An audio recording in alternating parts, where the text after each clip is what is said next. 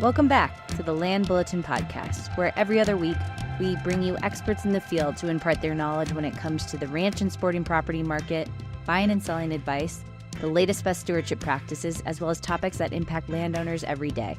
I'm your host, Haley Murr. Let's jump in. Welcome back to the Land Bulletin. I'm Haley Murr, and today we're continuing on with our Voices of the West mini-series. And helping me out today is Amanda Weaver. Amanda was introduced to me by my mom, actually, but she's more than just that. She is a agricultural researcher and professor at CU Denver, and also a farmer, but it's a different type of farming than we have typically talked about on this podcast. It's urban farming. So we're kind of going to be going through some of, her practices, how she got started, and some of kind of the things that she faces that we might see differently in an urban versus rural setting. So Amanda, without further ado, welcome to the podcast. Thank you.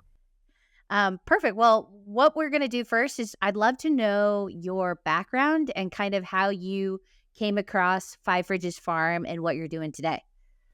Sure. I actually started out as an urban geographer, and I was interested in issues. So I teach in a department of geography and environmental science. And I was interested of urban issues in Latin America and ended up doing my graduate work at the University of Texas on migrant workers who were migrating through the Midwest and settling out of the migrant stream into smaller towns throughout the South and Midwest up through Colorado and Minnesota. I grew up in northern Minnesota and was always amazed, having come back from various study trips in Latin America, how much Spanish I was hearing in some of these rural towns. And so that's what really got me interested in the agricultural and sort of rural geography side of things. And that's how I ended up. Later, I actually had about 10 years of a different career in geography before I came back to academia and moved back to Colorado, which is where my mom's family is from, and decided to finish a dissertation. And my subject, this was in the early aughts, the early 2000s, and was looking around Colorado and seeing it a very changed place from the place I had come to visit my grandparents, driving across the plains from Minnesota. And just all of the local food that was grown up through Brighton and into Weld County, all of that was moving, of course, out of the city and sort of up through the river valleys. And I was really fascinated with the question, of course, that has been on our mind for the last 30 years, which is what happens when people want to live in these dry places. We have limited water, we have limited agricultural spaces, and of course, in the plains and the silty areas where we do flood agriculture, that's the same places where we want to build suburban homes. And so I really became fascinated around this concept of people want local food. They're moving out west in droves. Where's that local food going to come from with housing values the way they are? And so I sort of found this really, I don't know if I should call it a happy place, but at least for my brain, those questions of overpopulation in a desert west, questions of food production, is that sustainable? Should we be doing this? All of those different things kind of came to a head. And so I ended up doing a dissertation where I was interviewing vegetable farmers all over Colorado, but mostly who were closer to the urban areas and sort of what were the issues they were facing with urban encroachment and having sort of the ranchettes close to not only the larger ranches as they are now encroaching on, but at the time, 15-ish years ago, it was more the sort of what we think of as truck farms. And we don't even really use that term anymore. But that's where a lot of truck farms are, where a lot of what we think of our farmers market type items are coming from.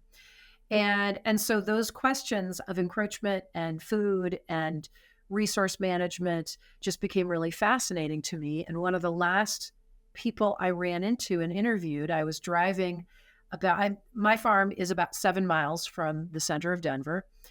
For those listeners who don't know Denver, Denver's a big Western city, and so where I am is a suburban area, or a kind of a classic first ring suburb of Denver. And around my farm are now apartment buildings and schools and large suburban homes, not even ranchettes.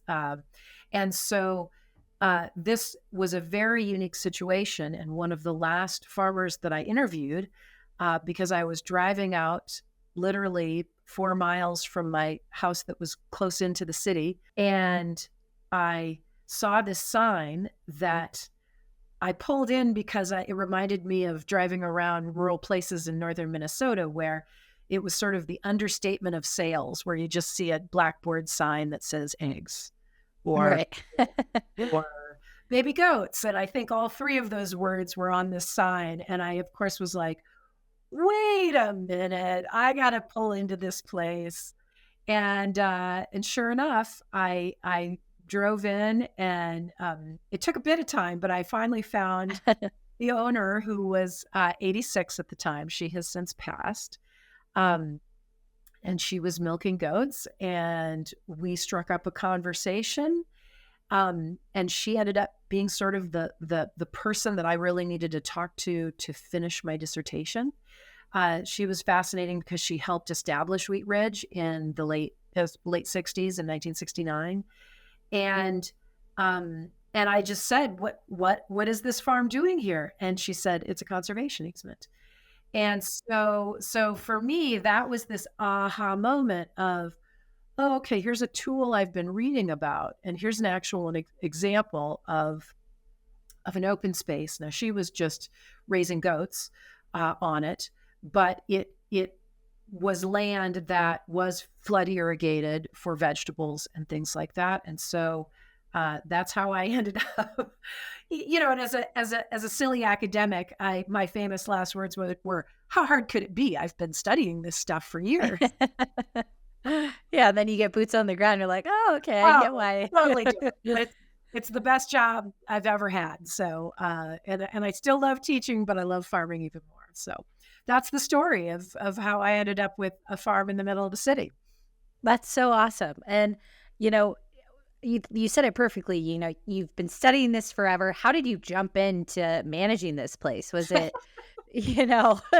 because even though it's at a smaller scale, it's still like, I can't even take care of the, 100 square foot lawn I have in the back of my house. So, Yep. Where did you get started? Especially, with ranchers and farmers, there's managers in place already. There's neighbors that they ask questions to. There's a lot of kind of flow of information. But if you're in the middle of kind of this urban center and you have this farm, how did you learn how to manage it and what worked? Well, it's so funny that you say that, because of course I was writing in this dissertation about how farms in the city are they're separated from traditional agricultural connections, friendships, all these things. And I mean, to quickly answer your question, it was truly naivete. Like, oh, it'll take me a year or so to sort of get this together. I've gardened, I've taken care of pets.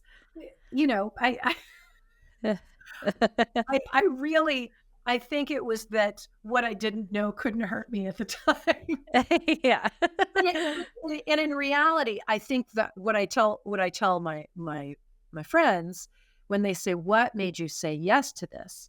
I'll tell you why. I had been studying this for so long, and the people I met in agriculture, they loved the land. They loved the land like I loved land, and they were observers there. I really feel like they're all geographers, because they watch their land, they watch their animals, whether you're involved in growing crops or animals or both. There's just so much research that goes into a person who's involved on the land. And so in knowing that, when this 86-year-old woman, her kids didn't want the farm Right. on her death, and because it had been put into an easement. And for me, as a person who had a position at a university, it seemed like just the perfect lab to be able to bring students out to help them understand the connections with their food and agriculture and all those different things. And because it was an easement, a middle income like myself I sold my house in central Denver and was able to buy 13 acres. Now, granted, the buildings were pretty run down, and I've done a lot of work since then. But it was a dream that in the back of my mind, I just never thought I would get to, because I didn't grow up in farming. I did not have family that was involved in it in any way, shape, or form. And so when this woman asked me if I wanted to buy the land, it was and it was a price I could afford. It was something I knew would never come around to me ever again. So the answer was yes. Yep. And I just thought, I'll figure it out. And if I really fail, I can always, I could always sell it to someone else and check it off as a huge failure. But it was too compelling. It was like winning the lottery and saying no. And Right. in terms of not having the opportunity, because of course, a lot of what I study is new farmers' access to land. And as you probably have talked about on this program, it's very, very difficult if you don't know or have family or know people with land or can lease to own or all of these different things, unless you have quite a bit of money in order to not make a lot lot in farming. Yes, exactly. The barrier of entry Fair to say. is high. But yeah, that was sort of the it didn't matter. I couldn't say no. It was too much of this is the only chance I'm going to get. And I liken it to, a lot of people say they'd love to go to the moon. And then I think, what if you actually got that offer? Would you say Right. yes? And that was the offer for me and my background and what I'd studied for many years. That was the offer I got. And I was just like, I guess I'm going into farming at 40. So That's that's awesome, though. And so how long have you had the farm then? Have you had it for a bit now? I've had it since 2010. So I'm going on 15 years.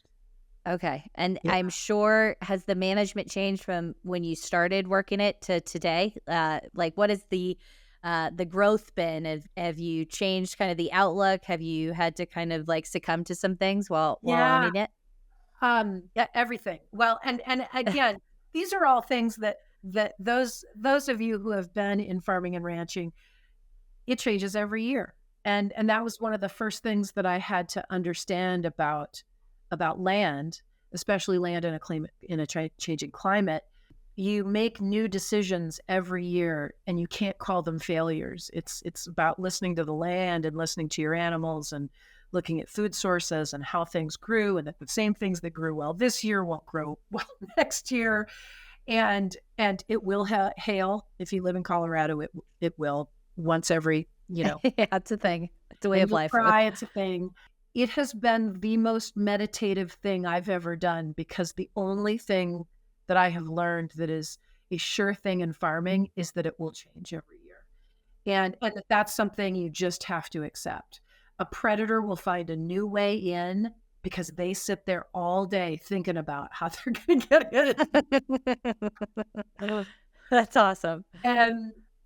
And so yeah, that's that. And I love it for that reason, but it's hard to explain to other people, especially in the urban area where we're so used to controlling everything. Really, people often ask me, well, what's the difference between urban farming and rural farming? Because the actual farming piece isn't that different. But the people's attitudes around you are they expect to see a very neat farm all the time. And of course, if you're in organic growing, you're not going to have these neat, clean rows because you're using weeds as a cover for shade and things like that. And so it's the constant sort of, I feel like only farmers and ranchers, the exploring your confidence all of the time and looking in the mirror and saying, I'm going to do this another day. I'm the expert here. I'm going to talk to friends who do this, and I'm not going to take other people's opinions who haven't done this. They are not good sources of of advice. Well, at least through your research, you have these people you can reach out to and be like, "Hey, I'm going to try this new thing. Have you done it before?"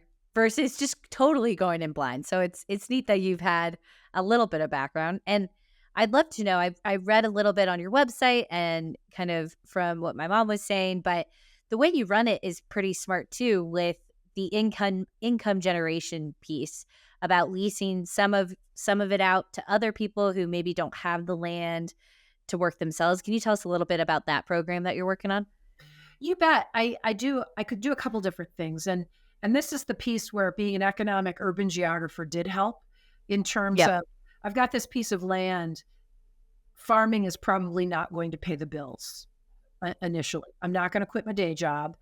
And so what I did was the first thing I built, rather than necessarily rebuilding the home space, though I did that sort of in conjunction, was build a commercial kitchen so that I could rent that out, because that was one of the things that I was studying that has been one of the big changes that many of us have seen in the last 20, 30 years, is that we're really having to diversify into either B&B or events or you picket operations or just sort of the agritourism piece of it.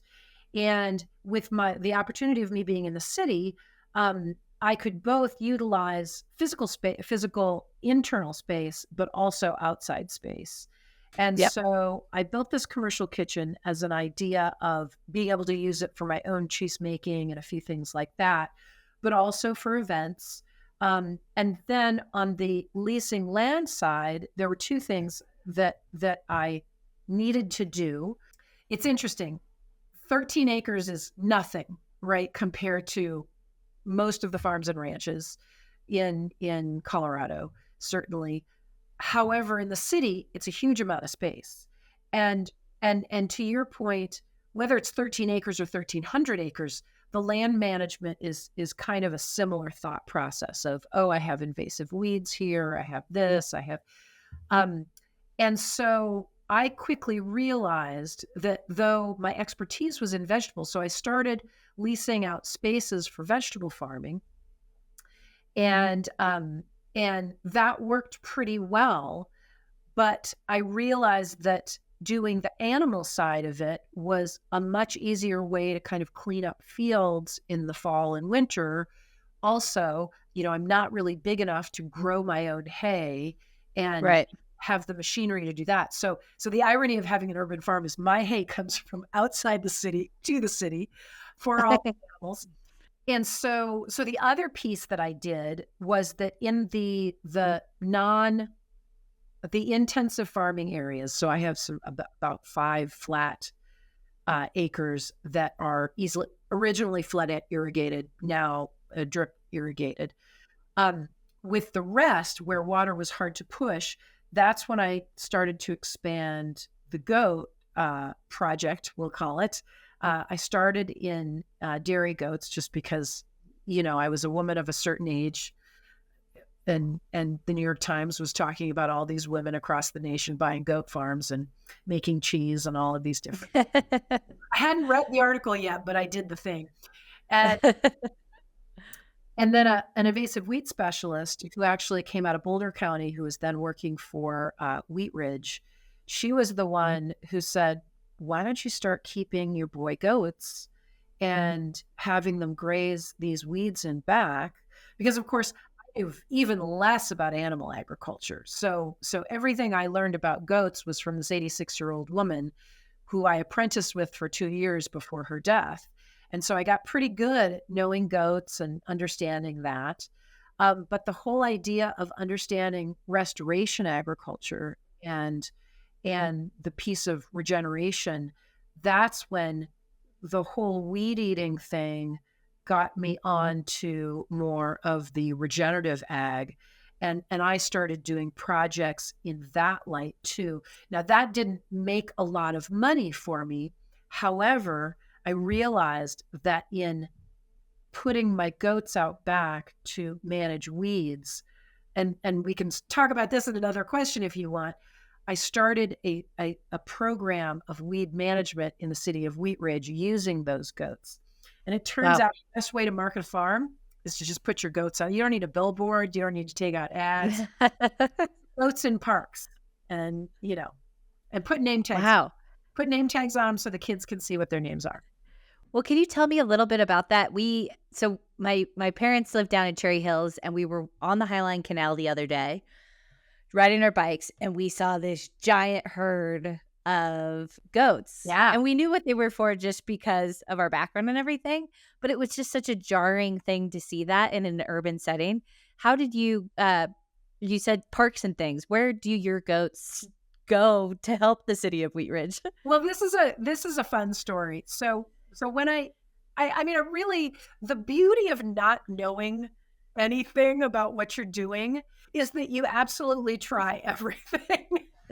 Yeah. You're literally just throwing stuff at the wall all the time and saying, "Oh, okay, that didn't work.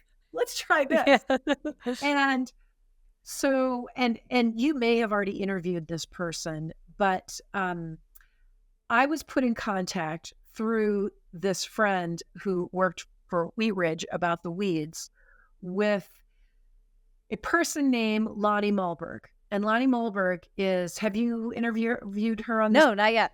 Okay. But we love new guests, so that's a great name to Okay. Yeah, she's a pretty busy person. And this was many years ago, more than 10 years ago now. But I got a hold of her, and she is sort of the woman. She had studied with Alan Savory in Boulder when he was there, and had a herd of, I think, 600 Kashmiri goats that she kept in Wyoming at the time, and worked with her sons.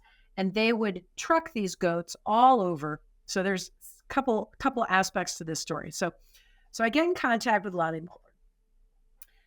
I tell her, I said, "Hey, so I've got this invasive weed problem."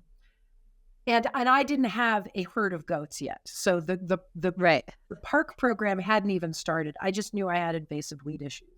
And I had 8 acres that I had to deal with. And I wasn't prepared to put the 3 dairy goats that I had out there, with coyotes and everything else. Like I just wasn't prepared for herd management at that point.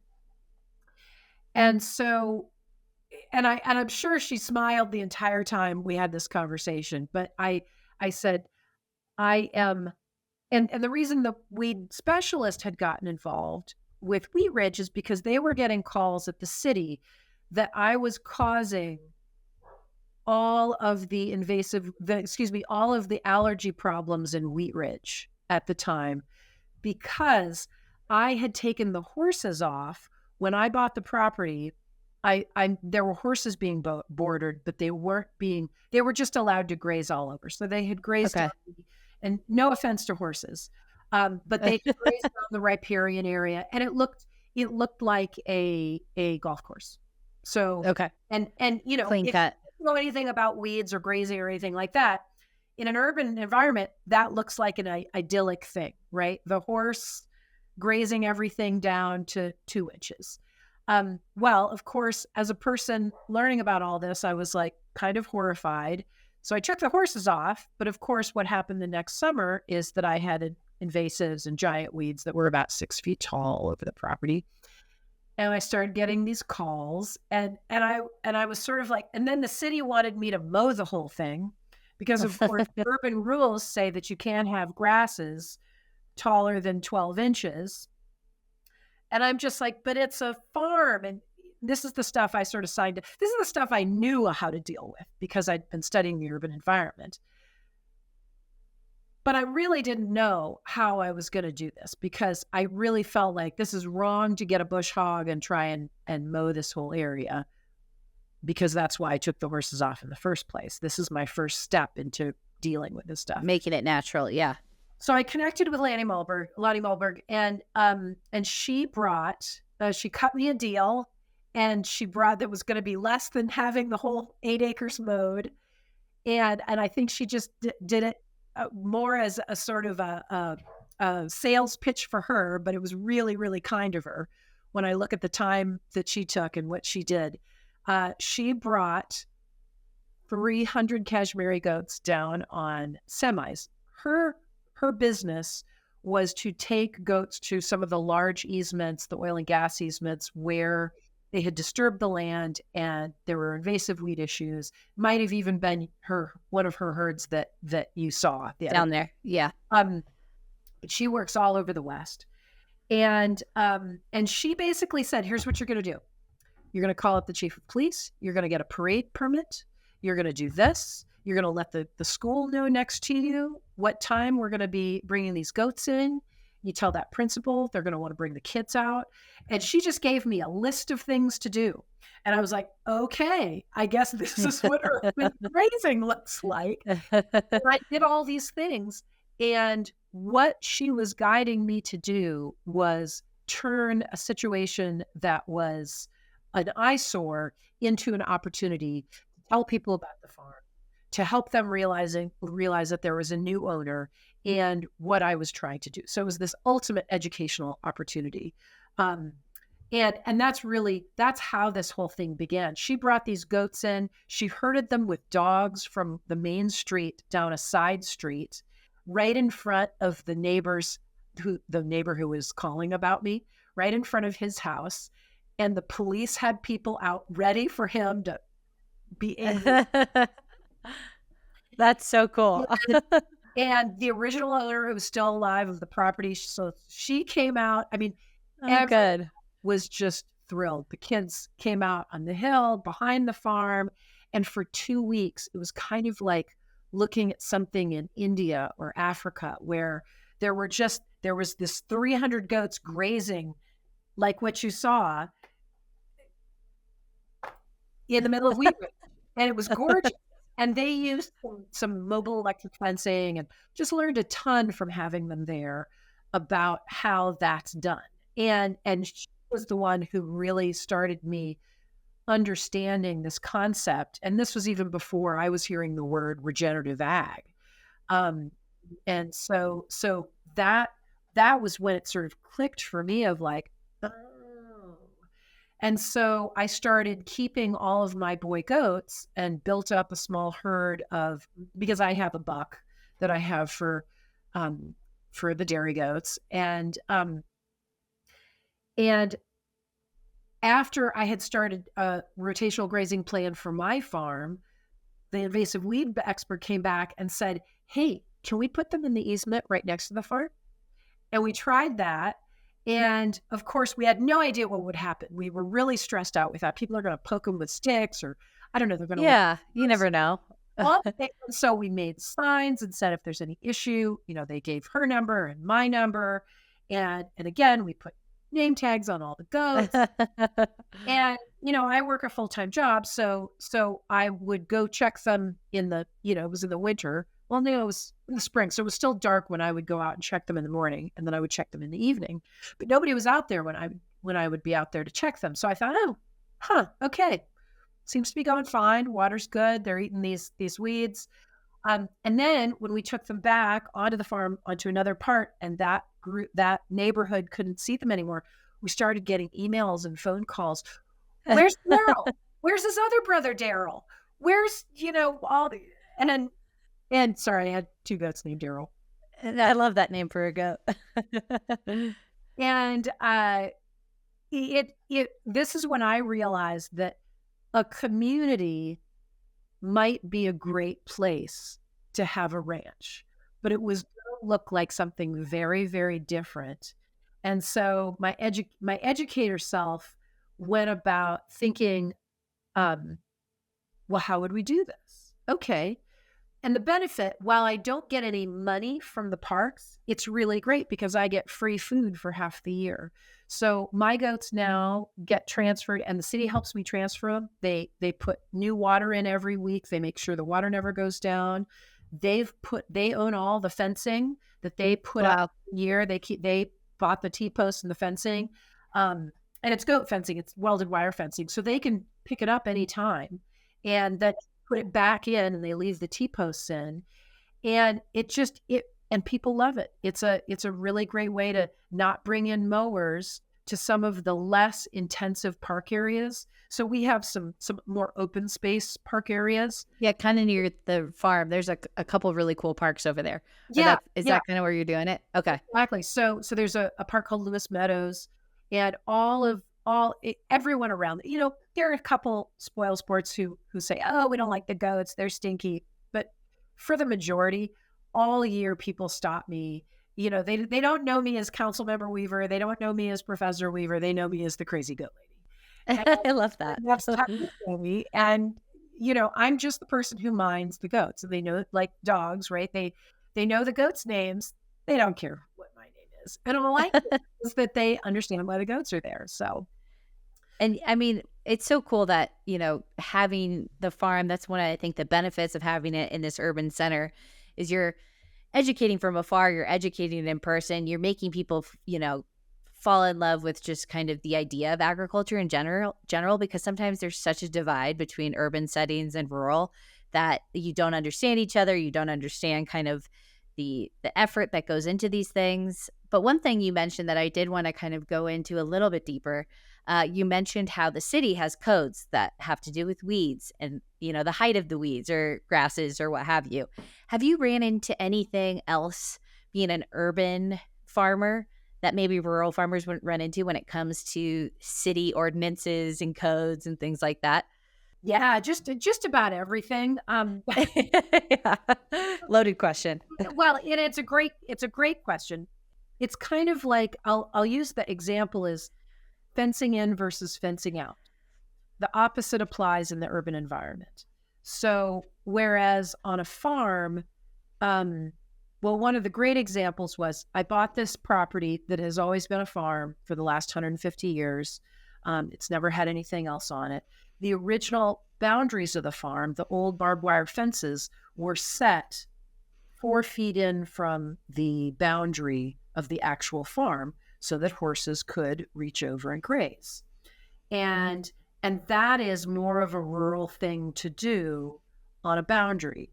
And what was happening in the last 5 years were my neighbors, and there are 10 houses that directly back up to the farm, they were building their fences and decks up to that boundary, not realizing that I actually owned 4 feet. So I had to move my fence Resurvey. out. I had to resurvey and then move a fence. And I had to move a fence that was not just a barbed wire fence. I had to build a fence out fence because they all had big dogs and they all had, my goats won't go near those fences because there are dogs barking at them. Right. I had to make sure those dogs couldn't get in. Got it. Okay. So that's a big one. Everything from, and having 2 apartment buildings around me, they'll accuse my chickens of smelling when it's their dumpsters of smelling. There's actually a difference between chicken poop smell and dumpster smell. And so it's interesting because most urban people have no idea what living on a farm looks like. I have to be extra conscious not to, I happen to harvest my own chickens and turkeys. I sell a few for Thanksgiving, the chickens mostly for me and my mom. But I don't do that where anybody can see me doing that because that would cause a call to create something. I have been reported to the city for not changing the water for my goats every day, even though it's clean water. And I was reported to PETA for that. I've had, and again, no offense to any of these organizations. I am a huge advocate of humane slaughter, to treating animals in the most humane way possible, and have studied many of those things. But there is a difference between having a pet. The way I treat my dog in my house is different than the way I treat my goats. Your herd, yeah. In that they live in a pen and they poop where they sleep, and they, but no, goats don't need their water changed every day. Yeah. Well, it just sounds, you have a lot of people, like, because of the location and the boundary limits and the neighbors that you have, there's just always there's a little bit more of eyes on you at all Yes. times than But maybe other farmers might be experiencing when they buy these larger swaths of land that they're doing their thing. So it yeah. puts a lot of pressure on you. It sounds like a little bit. Well, it's interesting because they also aren't used to a single woman farmer growing Right. things. And so it's fascinating to me. Uh, Everybody's got an opinion on what I should be doing and what I'm doing. Because for a while, and I don't know where this got generated. I think because I teach at a university, this is probably what happened. But when I bought the land and I started, not having neat, I was clearly organic farming and a few things like that. And then there were students out there sometimes during the day. A rumor got started that I was running a women's cooperative. And I don't even know what that was, by the way. But the way it was talked about, and someone who didn't know who I was because I had shown up at some other meeting not looking like a farmer and probably looking more like a professor, said they had this crazy woman who had moved in down the street at a farm and that she was running a women's cooperative. And I looked at her and said, "What's a women's cooperative?" And she said, "I don't know, but it's questionable, isn't it?" So you've had a few. You've had a few. Oh, yeah, no, and it's I just have to laugh at it because, again, Yeah. you know, y I'm glad that person was being aware of who had moved in down the street, but unlike in a rural place where you might stop by or you might run into that person at the cafe or you might see them at the seed store or whatever, Right. there's no conversation for me to be able to communicate what I'm doing other than so what I realized over time was not just the connection with the university, but I got on planning commission. I eventually Oh, ran cool. council. And I realized that the best way for people to understand the issues of urban agriculture or agricultural in general were for me and I think this is a very rural thing. I think that most farmers and ranchers are very politically activated in terms of what's going to affect their land, their livelihood, all of those things. And and this land, because everyone looks at conservation differently, and in the way that this farm was conserved, it had not been maintained in many years, probably because the owners were very old. It was starting to be an eyesore. And um so it's been an interesting that's really been the main thing is that I stand for all agriculture, apparently. So when people meet me, they're meeting a rancher, they're meeting a vegetable farmer, they're meeting and to those people who do those things full time, I am not that person, but I do know enough and I interview and talk to and study enough uh, about people who are doing this full time that I help to bridge that gap of communication because there is, to your point before, there's a huge divide. And people they have no idea who's growing their food. And that's one of the things I tell them when they come to the farm, or this is not where your food is coming from. These are expensive eggs. But to buy eggs grown in the middle of the city, and of course I buy a locally grown and milled organic feed, and these eggs are amazing, but they're $10 a dozen, and people are happy to pay me that, but that's not what's going to feed America, right? That's not going to create the food equity that we need to create in this country, and so I'm really also trying to have that conversation with them about, and again, no offense to plant-based diets, that's just fine. But there's a lot of nuance between what they see in a YouTube video and have decided that all animal agricultural is bad or all whatever is good. There's a lot of gray area, and I want to encourage people to actually learn who are the people who are growing the beef that you eat on your table, or whatever you're choosing to eat. Go find out how it's grown.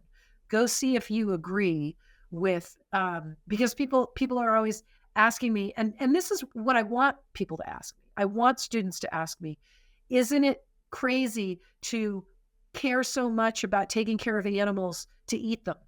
And I say yes. And it is the fastest and best protein that we have. So my question back is, it's really hard, and you have to take a lot more time in your life to create a diet that gets you the same high value protein as a meat based diet. And so Right. I don't want to tell anybody how to eat them. And I said, and I care immensely that I am giving that animal the most natural for domesticated animals. I don't even know if we know what that answer is. But I also tell them if the animal's sick and it needs antibiotics, I'm going to give it antibiotics. And of Yeah. course, I'm going to withhold that milk for until those antibiotics are through. But I'm not going to call that animal because it got sick and it had a treatment that I could give it. Right.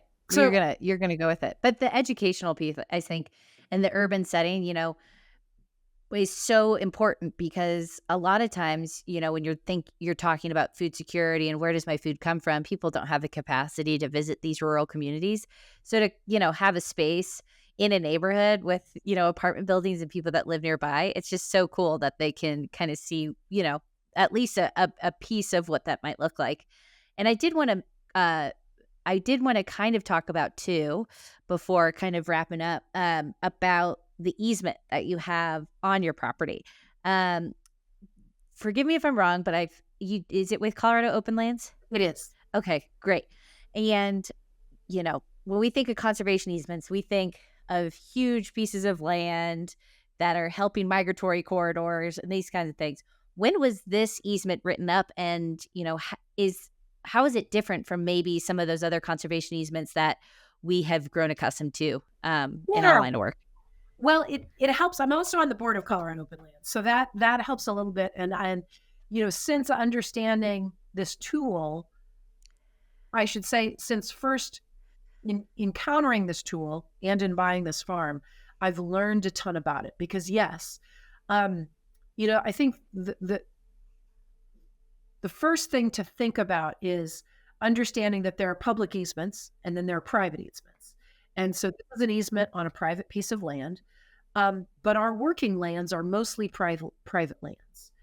And so this easement was one of the first written actually in the state of Colorado. And ironically, of course, I didn't know this at the time, but my grandfather in the early 90s was working on the Estes Parkland Trust. And it was one of the first in the state too. So this easement was written in 1991. And there's a wonderful story about that if we have time to tell it.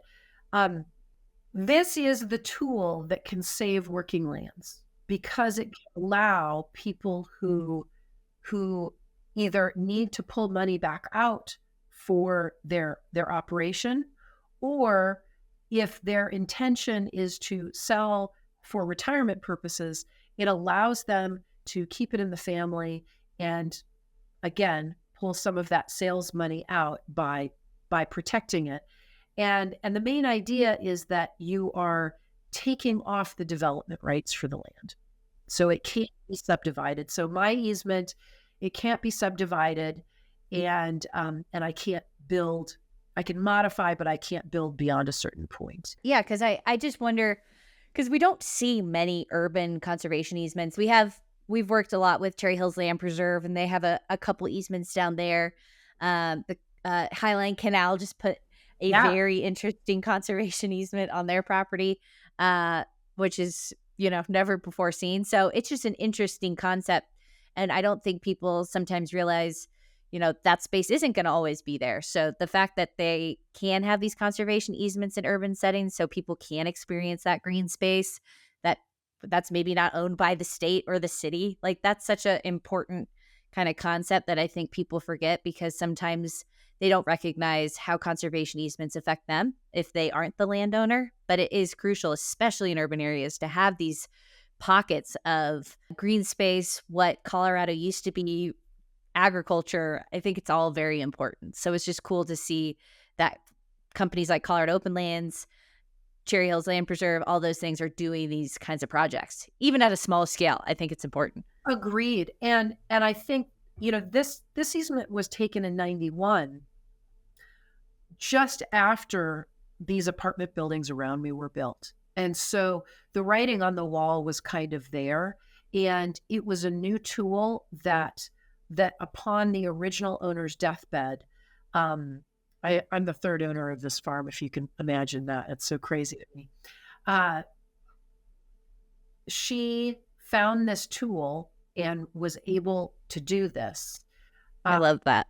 And I love it too. I sometimes in researching things, you really are trying to look at the past and look at all of these different things just to predict the future. And I often think about her name was Ernestine Williams. And while I understand she could probably see what was happening to the larger urban environment in Denver, to have the foresight that this would be engulfed and probably, right, that you couldn't stop it from being usurped by development. But the foresight to do that is pretty amazing to me, because the city then, of course, not only grew beyond it, and there is very little open land between here and even Golden now. And I'm watching it sort of go beyond C470 on the west side, and it's to your point. We take these view sheds. I think that's an important word. Yes. It's a view shed that we have in our mind, and when it's gone, we realize it, but we don't necessarily take it in. And that was the thing that really struck me when I moved to Colorado. After seeing it as a kid, I saw how the landscape had radically changed between just driving I-25 between Denver and Greeley. And that's what was so amazing to me. And it sneaks up on you. It was only that I hadn't been back for the 20 years to then see this mass of development. And it just happens so quickly that we don't think about it, and then it's developed. Well, I love too. This is a personal note, that there's been 3 awesome women who have had the foresight to take care of Five Bridges Farm. I love that. Oh, well, thanks. It's just, and as I was researching, I've been to your farm before for a Colorado Opens Lands event, maybe 3 years ago with Woody Beardsley, whose family is super connected with you guys. But it's a really neat spot. And for the listeners, because a lot of our viewers and listeners are from Denver, any kind of advice on how to get more involved in urban ag, or with your farm in particular, classes they can take, events they can go to? Yeah. Just tools at your disposal. Well, because I teach full-time right now, I'm not able to do a lot of events at the farm outside of what I do with Colorado Open Lands. So, but I'd say 2 things. I'd say get involved with the conservation community. There's a lot of great information out there on buying products from conserved properties, and you can find that out from going to Colorado Open Lands on their website. The other thing is just ask the question at the grocery store, ask the question at the farmer's market.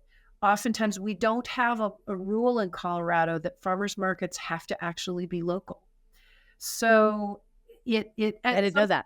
Some farmers markets are, but a lot of the area farmers markets are not. And I tell my students, if you're seeing bananas at the farmers market in Colorado, it doesn't have a local rule. But a lot of times it's just food consolidators. And so asking the question about where your food comes from, and the question I get a lot is it more important to buy organic, or is it more important to buy local? I think it's more important to buy local, simply because that's how you support the land. And you can call up any farmer, and I am so thrilled when someone asks me about my land practices, or they ask me about how I treat my animals. Because so many people just make assumptions about what they think is happening. And I don't know a more caring group of people than people who are taking care of land or taking care of animals or both, especially in Colorado. It's just such a group and that's why I'm part of all of these groups where Rocky Mountain Farmers Union and Colorado Open Lands and all of these different groups, because those are the people that I love to connect with. So one of the things I want to ask in our viewers, a lot of questions that we get from potential buyers of properties is, I really care about ranching or farming. I've always wanted to get into it, but it seems a little daunting. What's one piece of advice you would give to a potential landowner, steward of the land, who may have those feelings and apprehension of joining the farming crew? It is daunting, number one.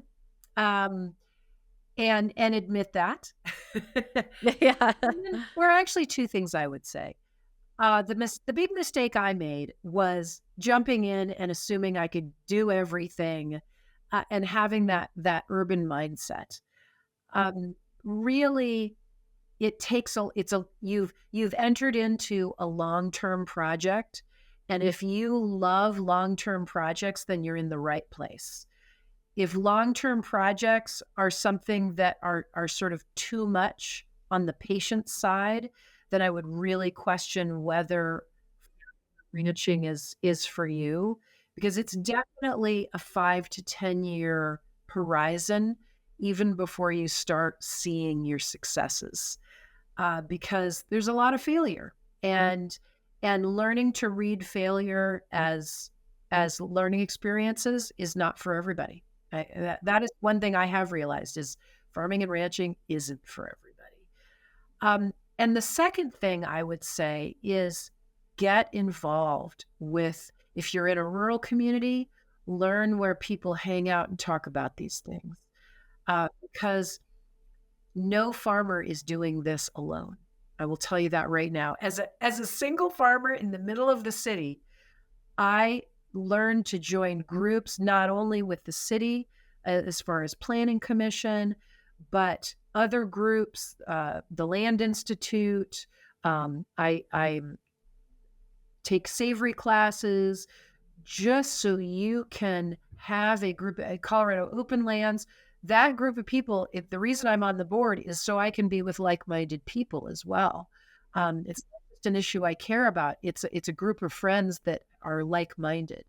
And so find those groups that are going to help you and reinvigorate that love of whatever situation you've decided to go towards in farming and ranching. That's great advice. That makes me want to get into it. Awesome. Well, I could talk to you for 2 hours. Likewise. But I can't wait to visit the farm again. It really is a beautiful spot. And just to see what kind of where you're headed. I'd love to see your goats around town. I'm in Wash Park, but maybe I'll make my way to Westminster and see them in the park one day. Yeah. Well, thank you so much, Amanda. I am so grateful that my mom, shout out to Julie, put us in touch. But, all your work with Colorado Opens Lands, what you're doing for the city of Wheat Ridge, and what you're doing for students and teaching kind of how to get involved, how to kind of change what we might see in our view sheds. Like you said, it'd be great to start to conserve these places and connect the rural with the urban so that we all kind of understand each other a little bit more. But thank you so much, Amanda. I really appreciate you coming on the show. Great. Well, thank you for having me. Thanks for joining us today. To learn more about the ranch real estate market or our ranch marketing process, make sure to subscribe to our newsletter on our website at merranchgroup.com or give us a call at 303-623-4545. See you next time.